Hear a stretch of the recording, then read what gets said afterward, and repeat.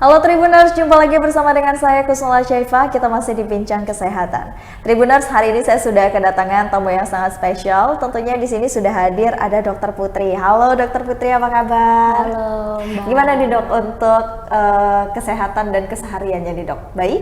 Alhamdulillah baik. Nah, Tribuners, Dokter Putri hari ini akan menemani kita selama kurang lebih 30 menit ke depan. Dan tentunya Channel mau himbau juga dengan Tribuners di rumah nih ya, untuk khususnya wanita-wanita, terus pantengin kita dari awal sampai dengan akhir, karena bahasan dan tema kita hari ini tuh tentunya ini cukup excited banget ya Dok ya, karena ini mencakup kesehatan wanita. Wah, kira-kira kita bakal bahas apa ya hari ini Dok gitu.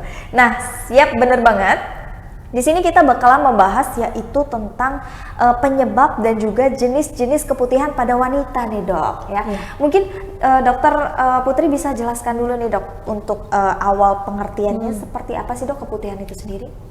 Ya, sebelumnya aku ucapin makasih ya Mbak ya udah diundang di sini sehingga bisa ngasih sedikit penjelasan tentang keputihan, karena banyak banget keputihan yang terjadi di Bandar Lampung ini gitu. Pertama-tama saya jelasin dulu nih, keputihan itu apa? Keputihan itu adalah cairan yang keluar dari kelamin wanita atau vagina. Keputihan itu kita biasanya sebut dengan cairan tersebut discharge kalau kita bilang dokternya ya. Nah, keputihan itu banyak sekali di masyarakat, cuman kadang-kadang malu periksa ke dokter, sungkan karena dibuka-buka bagian bawahnya. Akhirnya mereka tidak mengobatinya gitu. Padahal itu penting banget gitu Mbak. Ya. Nah, kalau keputihan itu sendiri, jadi keputihan itu ada yang normal, ada yang tidak normal. Kalau keputihan yang normal biasanya ciri-cirinya adalah yang bentuknya itu seperti lendir, kemudian tidak berbau, tidak berwarna, dan juga biasanya dia timbulnya itu saat menjelang haid atau setelah haid atau pada masa subur. Itu biasanya kita katakan keputihan yang normal. Dan juga dia nggak ada rasa gatal, terus nggak ada kemerahan di kelamin gitu. Itu yang normal. Atau misalkan kita lagi capek, stres, terus banyak aktivitas, nah itu juga akan keluar keputihan yang biasanya disebabkan karena hormon. Cuman selama tidak ada gatal, tidak ada bau, tidak ada kemerahan di kelamin, itu masih bisa kita bilang normal sih. Tapi kalau untuk keputihan yang tidak normal tuh Dok, ada ciri-cirinya Dok? Oh iya, keputihan yang nggak normal itu banyak banget Mbak. Jadi bisa disebabkan karena infeksi bakteri, infeksi jamur, kemudian infeksi parasit dan lain-lain. Nah, mungkin aku jelasin satu-satu ya. Oke, boleh banget tuh Dok. Nah, jadi infeksi yang karena jamur dulu deh. Karena jamur itu biasanya penyebabnya dinamakan Candida albicans. Nah, Candida albicans ini dia suatu jamur yang menyerang pada kelamin wanita. Di mana penyebabnya, kenapa sih kita bisa timbul keputihan karena jamur? Biasanya itu karena kita lingkungan di vagina itu terlalu lembab, Mbak. Nah, terlalu lembab karena apa? Yang pertama, misalkan kita aktivitas terlalu padat nih, kerja dari pagi sampai sore atau sampai malam, kita nggak ganti pakaian dalam, itu bisa terkena jamur karena terlalu lembab di bagian situ. Kemudian seperti kita olahraga, kadang-kadang perempuan sekarang kan banyak yang nge-gym. Benar Dok. Nah, itu banyak juga tuh masalah keputihan karena jamur. Terus kayak frekuensi kita mengganti pakaian dalam harusnya minimal kan 2 kali sehari. Nah, itu karena kepadatan atau karena aktivitas yang nggak sempat gitu ya, baru malam gantinya itu bisa kelembapan. Terus udah gitu pakai celana-celana yang ketat ya mungkin ya, kayak celana jeans, terus bahan-bahan yang nggak menyerap keringat, itu juga bisa menyebabkan infeksi jamur di kelamin, sehingga menyebabkan keputihan karena jamur. Ciri-cirinya apa? Kalau yang dari jamur itu biasanya warnanya putih menggumpal. Nah, putih menggumpal, terus kemudian ada disertai rasa gatal. Gatal. Putih gumpal ini biasanya pasien bilangnya, dok ini saya keputihan tapi kok teksturnya kayak pecahan keju. Nah itu khas sekali, itu karena jamur dan disertai rasa gatal. Terus bisa juga karena gatal terus pasien menggaruk ya, jadi lecet, terus iritasi, ada rasa terbakar seperti itu. Nah jadi itu ciri-ciri keputihan yang disebabkan oleh jamur. Nah apalagi yang nggak normal, yang disebabkan oleh bakteri. Bakteri nih, bakteri lumayan banyak sih Mbak. Berarti jamur sama bakteri beda ya dok ya? Beda, kalau jamur kan ya jamur, kalau bakteri kuman ya, karena beda. Kalau yang bakteri nih misalkan yang paling banyak kasusnya adalah vaginosis bacterialis. Apa sih vaginosis bacterialis itu? Vaginosis bacterialis itu adalah ketidakseimbangan bakteri baik dan bakteri jahat di dalam vagina. Jadi Mbak, di dalam vagina kita itu kan ada bakteri baik nih yang melindungi dari bakteri-bakteri yang masuk ke dalam vagina, dinamakan lactobacillus. Nah, lactobacillus dia fungsinya apa? Dia itu fungsinya untuk menjaga keseimbangan asam, benar, pH vagina. Jadi pH vagina itu kita sifatnya asam, sekitar 3 sampai 4,5. Nah, di situ dia memproduksi si asam laktat. Nah, asam laktat ini yang menjaga agar tetap asam kondisinya. Kemudian dia juga memproduksi H2O2, di mana H2O2 itu dia untuk membunuh bakteri yang masuk ke dalam vagina gitu. Nah, pada kasus yang vaginosis bacterialis ini, dia itu vaginanya bakteri yang masuk dia lebih banyak dibandingkan bakteri baiknya. Bakteri jahatnya lebih banyak. Jadi apa yang terjadi? pH-nya basah, kemudian bakterinya banyak, akhirnya nggak seimbang nih bakteri baik sama bakteri yang jahat di vagina. Akhirnya terjadilah dinamakan vaginosis bacterialis. Kenapa bisa terjadi vaginosis bacterialis? Nah, banyak juga faktor yang pengaruhi. Yang pertama, misalkan pakai sabun-sabun kewanitaan. Nah, sabun-sabun kewanitaan itu dia juga justru bisa ikut mematikan bakteri yang baik yang di dalam vagina. Kemudian ada juga seperti kalau kita haid terus perawatannya tidak baik. Maksudnya kurang menjaga kebersihan saat haid. Kemudian misalkan setelah hubungan seksual tidak dibersihkan, kan otomatis kuman-kuman menumpuk pada daerah kelaminnya ya. Jadi itu juga menyebabkan. Nah, satu lagi teknik cebok. Teknik cebok kan biasanya kita tahu lah, udah pada paham semua ya. Itu harusnya dari depan ke belakang. Tapi beberapa yang kalau nggak tahu kan kalau di toilet umum ya, semprotannya dari belakang ke depan tuh. Nah, itu bakteri yang dari anus justru masuk ke vagina. Itu yang nyebabin vaginosis bacterialis. Nah, ciri-cirinya itu dia bisa keputihannya, biasanya dia warnanya putih keabuan. Nah, terus bisa gatal, bisa juga enggak.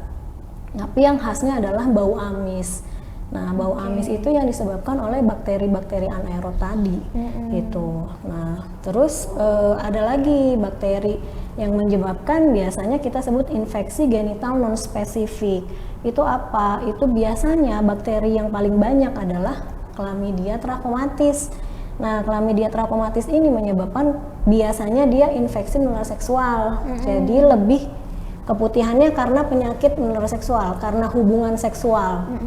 Gitu. Kalau tadi kan jamur. Terus tadi nggak seimbang bakterinya di vagina. Nah, kalau ini karena hubungan seksual. Ternyata hubungan seksual juga bisa menyebabkan keputihan tuh dok? Iya, bisa. Kenapa tuh dok bisa? Ya karena kan kalau dari namanya hubungan seksual pasti kelamin pria kita nggak tahu ya riwayatnya, apakah suka bergonta-ganti pasangan seksual yang akhirnya menularkan ke pasangannya sendiri gitu. Tapi kalau misalkan riwayat dari yang lelakinya itu bersih, memang ada kemungkinan juga nggak sih dok bisa menyebabkan keputihan karena hubungan seksual tadi? Tergantung.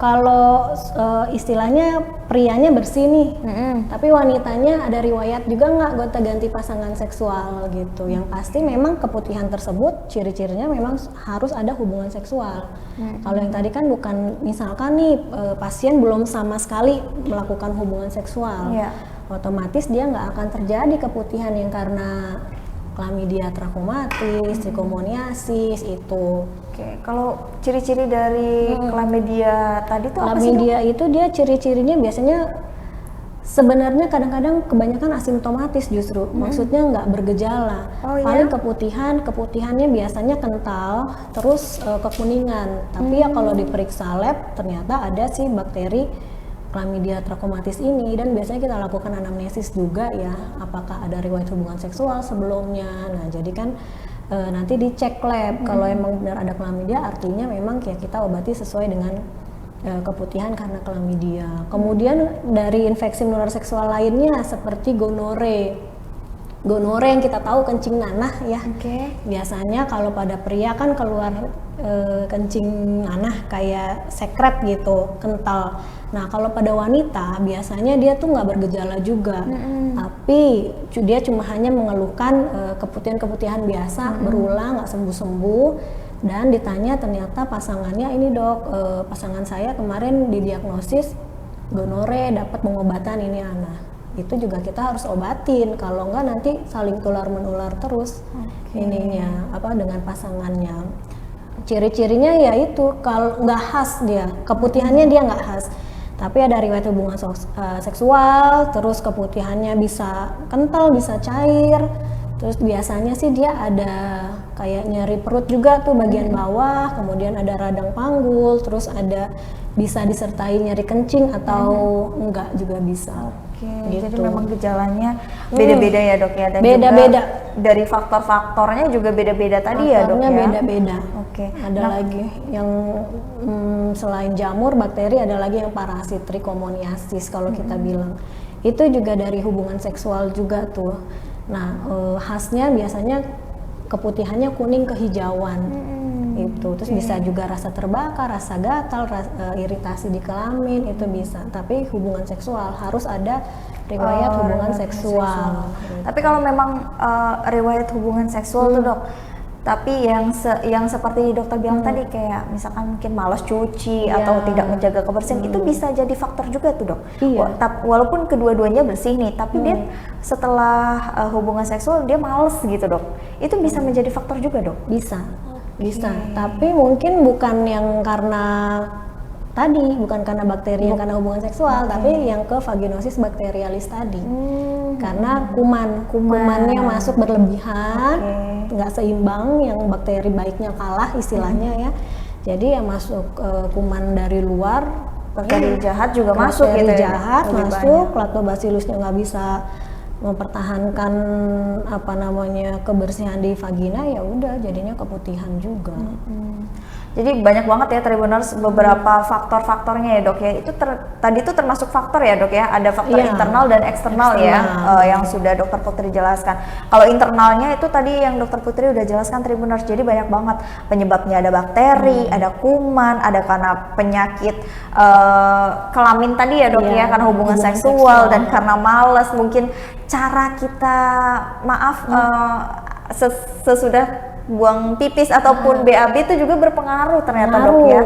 Sampai segitunya loh Tribuners ya. Bahkan kalau faktor dari faktor eksternalnya pemakaian celana yang ketat, terus juga mungkin karena berkeringat, lembab dan lain sebagainya tadi ya Tribuners. Nah ini mengedukasi banget nih untuk kita semua tuh bisa lebih menjaga kebersihan ya dok ya. Karena satu faktor yang mungkin keputihan ini bisa terjadi itu adalah karena kebersihan tadi ya dok ya. Nah kan ini udah banyak banget ya dok, dokter tadi jelasin beberapa faktor internal dari penyebab penyakit keputihan, karena banyak banget ya dok jenis-jenisnya tadi, mulai dari warna, tekstur, bau ya dok ya, dan juga penyebab lainnya. Nah kalau cara mengatasinya dok, itu gimana sih dok? Ada beda-beda juga nggak sih dok cara pengatasannya? Jadi sebelum kita ke pengobatan, yang paling penting nih edukasi dulu ya mbak. Benar dok. Yang paling penting edukasi, gimana kita mengedukasi pasien agar menjaga kebersihan vaginanya, agar lebih bersih, lebih sehat juga. Yang pertama menjaga kelembapan tadi, kelembapan kalau bisa jangan terlalu lembab. Dengan cara apa? Ganti pakaian dalam 2 kali sehari minimal, kemudian tidak pakai pakaian yang ketat, kemudian teknik cebok juga, teknik cebok dari depan ke belakang. Nah, kemudian tidak bergonta-ganti pasangan seksual, kemudian tidak menggunakan panty liner sebaiknya. Tetapi kadang-kadang kalau keputihannya yang berlebihan banget nih, terus kan pasien nggak nyaman banget ya. Ya masih diperbolehkan pakai sabun kewanitaan, tapi harus pintar pilih sabun kewanitaan yang bagaimana. Nah, itu kita cari yang dicium dulu kira-kira aromanya yang tidak terlalu menyengat. Kemudian yang kedua dilihat pH-nya berapa. pH-nya kalau bisa yang sesuai dengan pH vagina yaitu 3 sampai 4,5. Kemudian ada jadi berarti nggak boleh lebih dari itu ya dok ya? Nggak boleh, nanti ya nggak seimbang lagi pH-nya di dalam vagina. Terus yang kemudian yang ketiga itu kita cari yang mengandung pelembab seperti gliserin ya salah satunya. Nah itu, tapi sih sebenarnya kita nggak nyaranin. Tapi kadang-kadang pasien nggak puas gitu kalau hanya dengan air bersih gitu kan. Itu edukasinya kurang lebih seperti itu. Dan juga kayak penggunaan toilet umum ya mungkin harus diperhatikan kebersihannya. Terus harus dikeringkan setelah buang air kecil atau setelah buang air besar. Baiknya sih menggunakan handuk bersih ya. Terus tisu mungkin ya dok ya? Ya tisu yang kering. Terus tidak menyemprot-nyemprotkan ini nih pewangi. Kadang-kadang kan kita malu gitu kan, mau duduk di sebelah orang atau gimana kita semprot-semprot pewangi. Nah itu bahaya banget buat kelamin kita kan, dan juga bisa jadi keputihan. Itu sementara itu. Nah selain itu sebenarnya memang pemakaian sabun kewanitaan itu nggak diperbolehkan ya dok ya? Maksudnya nggak dianjurkan banget gitu ya dok ya? Nggak dianjurkan. Karena memang bisa ada yang memang bisa merusak ya dok ya beberapa bakteri baik yang justru bakteri dia kan pakai sabun nih. Nah bakteri baiknya dia ikut mati, ikut kebuang. Jadi yang dia masuk lagi bakteri yang jahatnya gitu. Jadi kalau dokter Putri saranin gimana nih? Mending nggak usah. Kalau saya sih selama ini sama pasien jangan pakai sabun-sabun kewanitaan, cukup air bersih. Air bersih saja. Tapi kalau pakai air hangat itu boleh nggak sih dok? Kalau air hangat sebaiknya tidak, air biasa aja. Yang memang mungkin kondisi dan suhunya itu memang sudah disesuaikan gitu ya dok sama kondisi pada saat itu. Nah mungkin kita bisa lanjut ke gini dok, kalau ada kan beberapa mungkin dari Tribuners di rumah itu yang masih belum tahu dan awam gitu dok ya. Jadi keputihannya dibiarin aja tuh dok sebagai suatu hal yang memang itu adalah keseharian gitu lah dok maksudnya. Itu berbahaya nggak sih dok kalau dibiarin? Nah itu dia seperti yang saya katakan tadi di awal Mbak.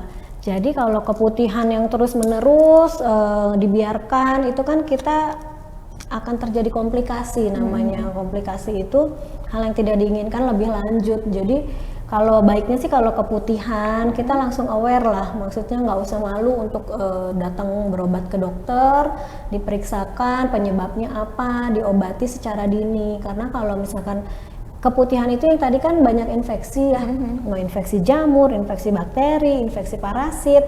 Nah itu dia bisa lama-lama menginfeksi juga bagian organ tubuh lainnya, bisa ke saluran kencing, bisa ke kandung kemih, bisa ke organ-organ reproduksi wanita seperti rahim gitu.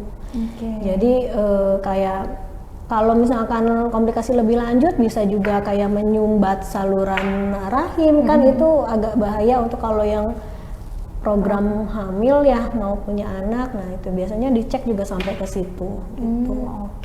Jadi memang ini keputihan itu bukan hal yang sepele ya dok ya. Justru kita sebagai wanita itu harus aware banget ya Tribuners, harus lebih peduli dan tentunya jangan malu untuk konsultasi ke dokter ya. Itu yang paling penting. Benar, dokter kelamin, dokter terkhusus lah pokoknya Tribuners ya. Nah untuk cara pengobatannya sendiri gimana sih dok? Adakah jangka dari penyembuhannya gitu? Berapa lama gitu? Kalau untuk pengobatan, tadi kan setiap pasien datang nih, kita anamnesis, kita tanyain udah berapa lama, terus warna keputihannya seperti apa, teksturnya seperti apa. Nah, lalu kita lakukan pemeriksaan fisik, paling kita lihat.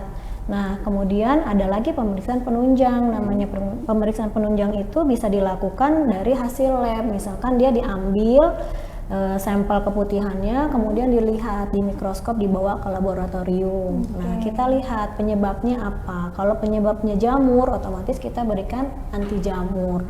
Biasanya dosis tunggal gitu sehari. Nah, kemudian tapi selain itu juga harus waspada, maksudnya nggak boleh hubungan seksual dulu. Kemudian cara tadinya itu ya Mbak, yang edukasi tadi itu harus diperhatikan. Kalau misalkan karena bakteri, otomatis kita berikan antibakteri. Antibakteri itu macam-macam penanganan obatnya gitu. Jadi ada yang dosis tunggal, ada yang sampai 1 minggu gitu, ada yang dosis kombinasi obat seperti itu. Kalau yang antiparasit juga nanti diberikan juga antibakteri itu tadi gitu. Jadi tergantung penyebabnya. Jadi nggak kita asal kasih obat aja. Dan berarti juga semua penanganannya itu nggak sama ya dok ya, tergantung dari jenis dan juga jenis keputihannya seperti apa dan penyebabnya itu tadi seperti apa Tribuners. Jadi memang benar-benar jangan self diagnose ya dok ya, harus datang ke dokter karena ya perawatan intensif dari dokter itu kan lebih berpengalaman dan lebih tahu gitu Tribuners. Nah berarti ada jangka waktunya nggak sih dok untuk masa penyembuhannya sendiri gitu? Setelah after dikasih pengobatan nih dok dari obat-obatan tadi? Tergantung Mbak, jadi kalau pengobatan itu kan yang tadi aku bilang ada yang cukup sehari pengobatan, ada yang sampai 1 minggu gitu. Nah obatnya apa yang diberikan, bisa anti jamur, bisa antibakteri. Nah itu biasanya kita sih tunggu minimal banget 1 minggu. 1 minggu gitu. Kalau misalkan setelah obat habis, kalau masih ada keluhan boleh diperiksakan lagi ke dokter gitu. Apakah ada ternyata tiba-tiba ada bakteri lain nih yang menginfeksi pas saat pengobatan. Itu nanti kita tangani lebih lanjut lagi gitu. Berarti juga kesimpulannya adalah si keputihan ini kalau dibiarkan kan bisa menyebabkan komplikasi juga ya dok ya? Iya. Berarti sampai segitunya loh Tribuners ya, bahkan kita sendiri pun mungkin ini belum paham dan belum tahu tadinya ya sebelum nonton tayangan ini bahwasanya keputihan kalau dibiarkan bisa sebegitu menakutkannya ya. Bahkan kita untuk perempuan apalagi kan pasti pengen nikah ya dok, pengen punya anak gitu kan ya, pengen punya keturunan, dan itu juga bisa menjadi penyebab tersumbatnya di rahim tadi ya dok ya, itu bisa loh Tribuners. Wow, nah mungkin ada saran nih dari Dokter Putri sebagai penutup kita untuk sore hari ini dari penyebab keputihan pada wanita ini dok. Kalau pesan-pesan sih dari aku, semua masyarakat kalau misalkan sudah, tadi kan udah dijelaskan bagaimana keputihan, jenis-jenisnya, kemudian penyebabnya, lebih baik apapun itu yang misalkan keluar keputihan meskipun sedikit, tidak gatal atau misalkan ada gatal, itu baiknya langsung diperiksakan saja ke dokter spesialis ya. Jadi untuk penanganan lebih lanjut ataupun pemeriksaan dan sehingga tidak terjadi komplikasi yang tidak diinginkan. Dan tetap menjaga kebersihan ya, tadi ya dok, itu pastinya harus menjaga kebersihan karena area kewanitaan itu ya sangat penting gitu. Dan juga nih mungkin edukasi lagi ya yang perlu Tribuners tahu bahwasanya memang daerah kewanitaan itu adalah pH-nya asam ya dok. Jadi banyak juga mungkin nih Tribuners yang belum tahu bahwasanya pH kita itu memang asam. Jadi jangan dipakai wangi-wangian lah dok ya. Iya benar. Jangan dipakai wangi-wangian, dan juga mungkin kalau saran dari Dokter Putri untuk tidak menggunakan sabun daerah kewanitaan gitu. Jadi menggunakan air biasa aja tapi dengan teratur ya dok ya, kebersihannya dijaga. Kalau bisa airnya air yang mengalir. Jangan yang tampungan. Jangan yang di bak gitu ya dok ya, lebih bagus. Lebih bagusnya gitu. Tapi kalau faktor dari makanan nih dok, ada berpengaruh juga nggak sih dok? Kalau makanan sampai saat ini sebenarnya nggak ada ya penelitian yang menghubungkan secara langsung dengan makan ini akan timbul keputihan, itu nggak ada. Cuman kalau yang penelitian yang sudah ada biasanya Kalau kita sedang keputihan, banyak-banyak konsumsi kayak yogurt atau Yakult karena di sana mengandung lactobacillus, jadi seenggaknya menambah bakteri baik yang ada di vagina. Tapi itu pun yogurt yang plain, yang nggak ada rasa, karena kalau ada yang rasa-rasa tambah manis. Nah itu biasanya manis itu dia memicu perkembangan jamur. Nah, jadi kalau yang keputihan karena jamur itu nggak disarankan sekali, maksudnya kalau bisa dikurangi makanan atau minuman yang manis-manis. Gitu. Jadi lebih ke yogurt atau Yakult yang memang udah biasa aja gitu ya dok ya, nggak ada rasa plain, gitu. Itu yang lebih dianjurkan ya. Oke. Nah, Tribuners, itulah tadi bincang kesehatan kita pada hari ini yang membahas tentang penyebab dan juga jenis-jenis dari keputihan pada wanita. Dan saya juga mengucapkan terima kasih banyak nih dok, udah mampir ke studio kita, meluangkan waktunya di sela-sela kesibukan dokter Putri kan, yang pastinya praktek dan juga meluangkan waktunya, tapi sempat banget nih Tribuners untuk datang ke studio dan tentunya untuk mengedukasi kita semua terkait dengan keputihan ini.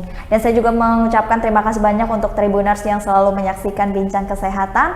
Masih bersama dengan saya di sini Kusnul Syaifah, pamit undur diri. Terima kasih dan sampai jumpa.